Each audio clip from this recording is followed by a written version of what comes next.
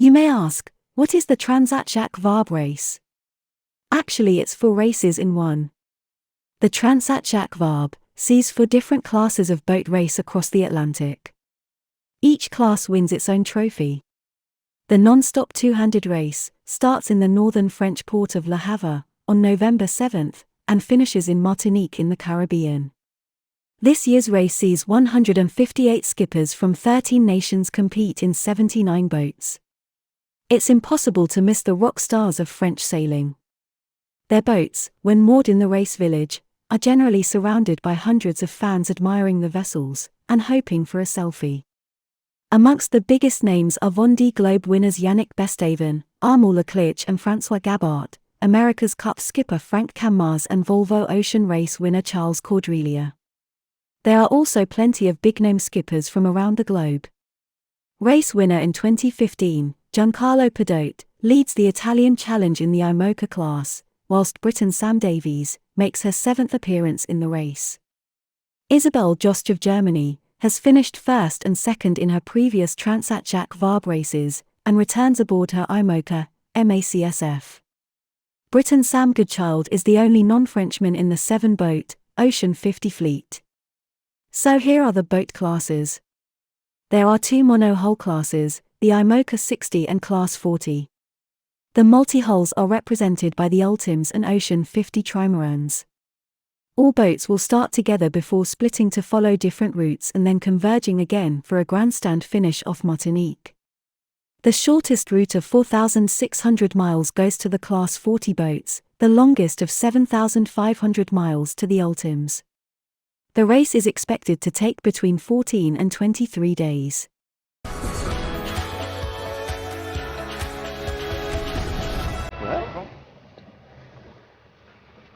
Et voilà. Bon, bah, bienvenue à bord. Ça va? Ouais, super. 48 heures à... Regarde un peu la grand voile. Je vais envoyer la quai. On va pas atteindre eux, c'est quand même... C'est Edouard là-bas. Ça mérite un peu de concentration, c'est normal. J'ai appris à naviguer ici, j'ai rêvé devant sur les pontons de la Transat Jacques Vabre quand j'étais enfant. Voilà, mon collège, Irène Joliot-Curie était juste à côté, pas loin du bassin Paul Vatine. Donc après les cours, j'allais voir les bateaux. J'allais à la Transat, comme on dit au Havre. Ouais.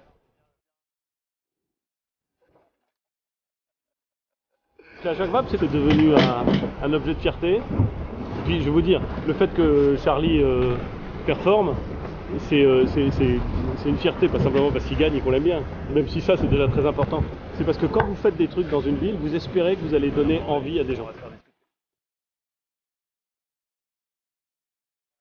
On peut déquiller?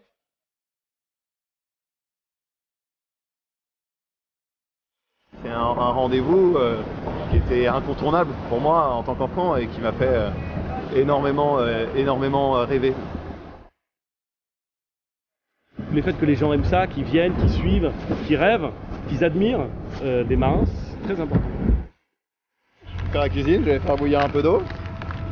Et puis on va réhydrater tout ça et puis on va pouvoir faire une petite dégustation. En avant. Ah, c'est assez rustique quoi. Mais bon, tu veux que je vous dise, personne ne force non plus, hein, on va pas le plaindre. Alors, pour l'ensemble. Non, franchement, ça va.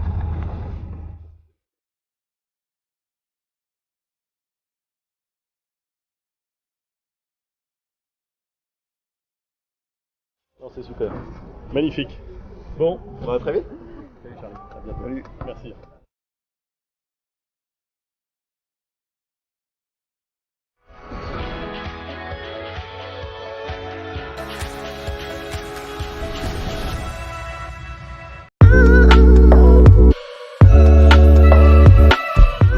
Alors là, les 10 derniers jours de présence au Havre, c'est essentiellement consacré à vérifier tous les systèmes une dernière fois. Pour venir au Havre, on est parti assez au large, chercher une petite dépression avec des vents assez forts pour solliciter encore un peu le bateau et éventuellement voir des petits soucis qui pourraient être générés dans du vent fort. Parce qu'on a un bateau neuf, on a navigué avec le plus qu'on pouvait, mais On essaye de profiter de chaque sortie en mer pour toujours fiabiliser, essayer d'améliorer les performances. C'est ce qu'on a fait lors de cette sortie. Donc on va vérifier l'intégralité du bateau de la tête du mât jusqu'au bout des appendices pour voir s'il n'y a aucun problème. C'est essentiellement ça ces 10 derniers jours.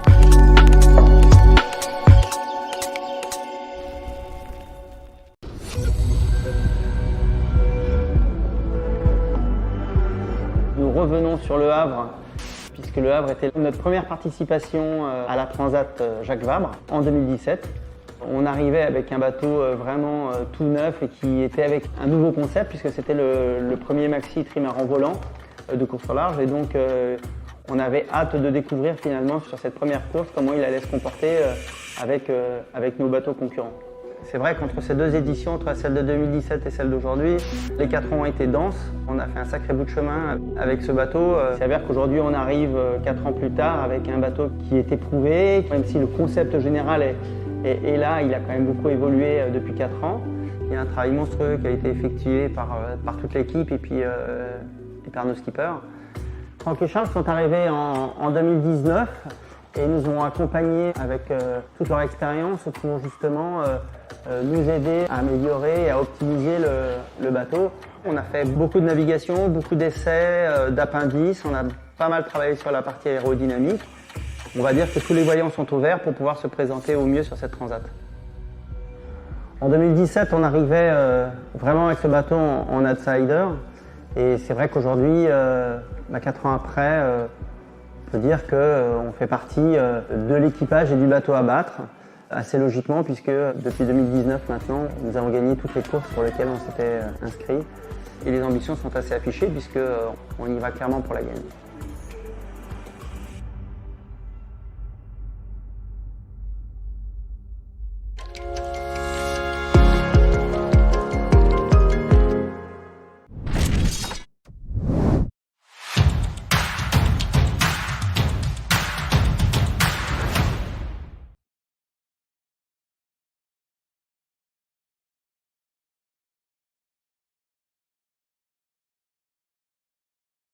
C'est cool, bravo les gars.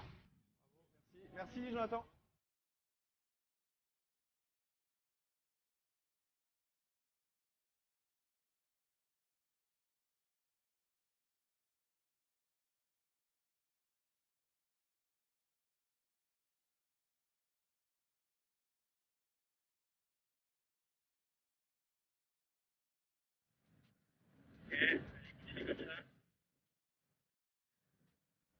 Lui rouler dessus, tranquillement. Il est bien, Ruben. Ah, il est bonne speed. Et du J2 aussi, tu veux un coup de main ou...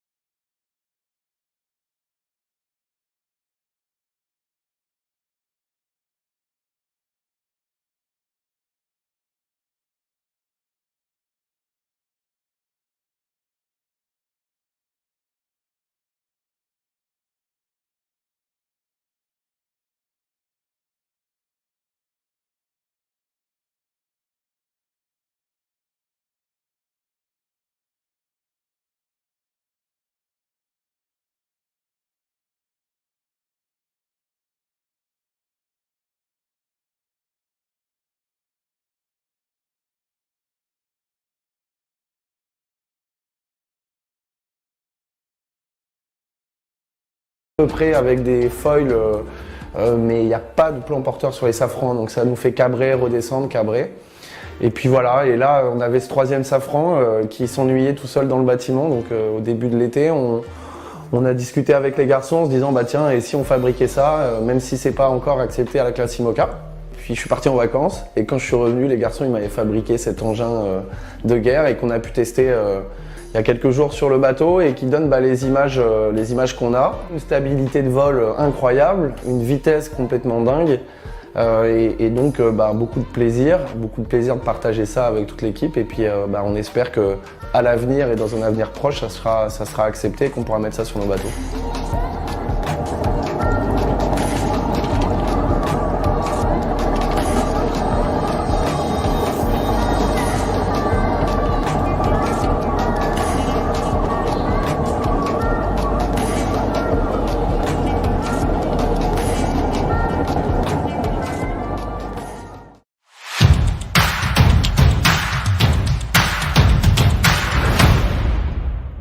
The Transat Jacques Vabre starts on November 7, and the Sailing World on Water is doing regular English language reports, so keep watching this channel.